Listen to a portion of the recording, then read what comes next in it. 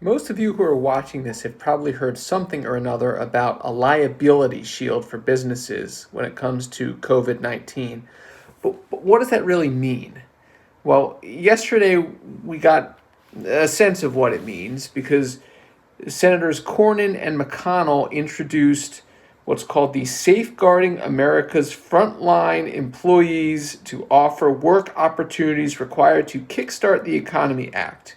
Got all that? I had to read it off a piece of paper here. It's called the Safe to Work Act for short. And this is the Senate bill that contains the liability shield for businesses should someone try to sue them because they claim they contracted coronavirus from, let's say, the workplace.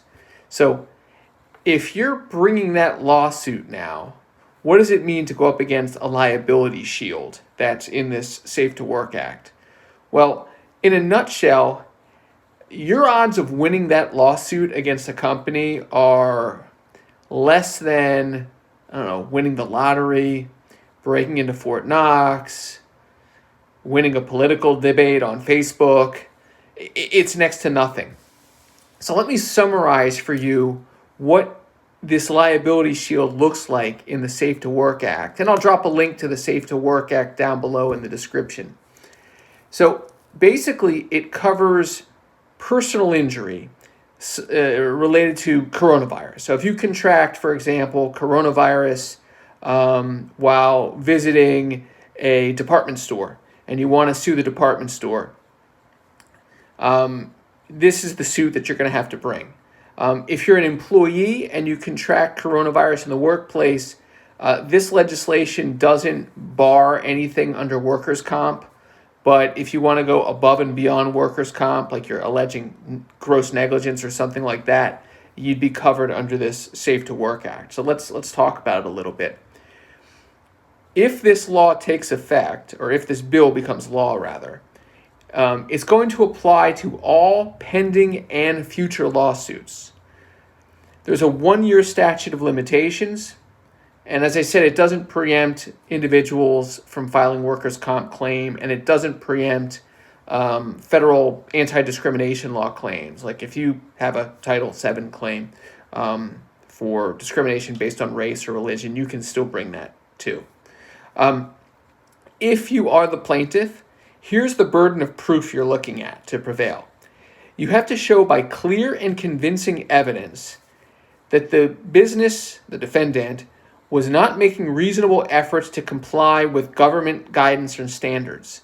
Now, if there's more than one standard with which to comply, like let's say a state standard versus a federal standard, as long as the business is trying to comply with one of them, then they're probably going to be okay. Plus, you have to show gross negligence or willful misconduct on the part of the business. Plus, you have to show actual exposure and injury. So if you can somehow hit that trifecta, you have a chance at recovering. Now, what is it you can recover? Well, if there's more than one defendant, there is no joint and several liability. What does that mean? That means that if you get an award for, let's say, $100,000, you can't just go after one of the defendants for $100,000. That award gets apportioned between the defendants, and you can only go after each defendant for their share of the damages. Compensatory damages are generally limited just to economic losses.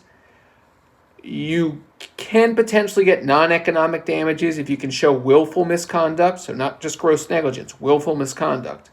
And punitive damages are available for willful misconduct, but limited to the amount of compensatory damages. So if you get $1 in compensatory damages, you're only collecting $1 in punitive damages.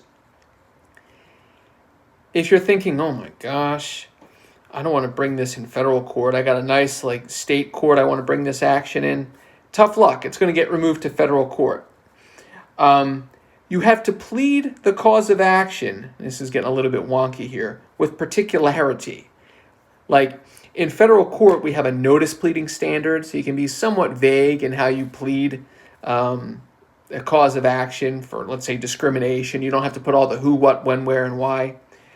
If you bring these coronavirus injury actions, you do need all the who, what, when, wheres, and whys. You also need to attach medical records. to the complaint and have a sworn affidavit. Now, here's another thing. Let's say before you file the complaint, you want to try and settle. So your lawyer sends a demand letter to the business. If the business can show that your claim is meritless, so basically if you lose, the business can then turn around and sue the individual for sending that demand letter. And the business can collect attorney's fees, among other things. And the attorney general can go after that individual for civil penalties up to, I think it was $50,000. I might have that wrong. And if you're going on the offensive, if you're the employee, or I should say the individual, you can't attach other federal employment claims to the same lawsuit. So if you have a totally unrelated, let's say, age discrimination claim, you would bring that separately. But you wouldn't want to tack on the age discrimination claim to your coronavirus lawsuit. The court's just going to strike that down. Same thing for OSHA, same thing for Title VII, same thing for Americans with Disabilities Act. You would bring those claims separately. So, that's what a liability shield looks like when it comes to coronavirus and protecting businesses. Is this going to become law? I think we've got a ways to go here. Again, this was brought in the Republican Senate. It hasn't made its way over to the House yet.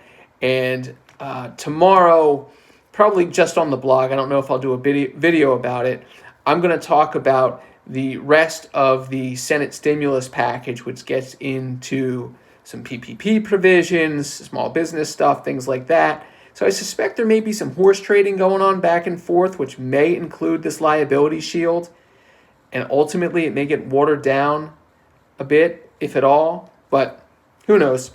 For today, it's as hard as diamond to break through to get it a business if this shield were to pass through the Senate, through the House, and become law. Anyway, thanks for watching. Obviously, you're checking this out on the Employer Handbook YouTube channel. If you like what you see, consider subscribing. I'd love to have you here. You'll get alerts every time I post new videos. And if you really like the video, hey, click that like button. Leave a comment down below. I'd love to converse with you. Otherwise, have a great day. Thanks for watching. Bye.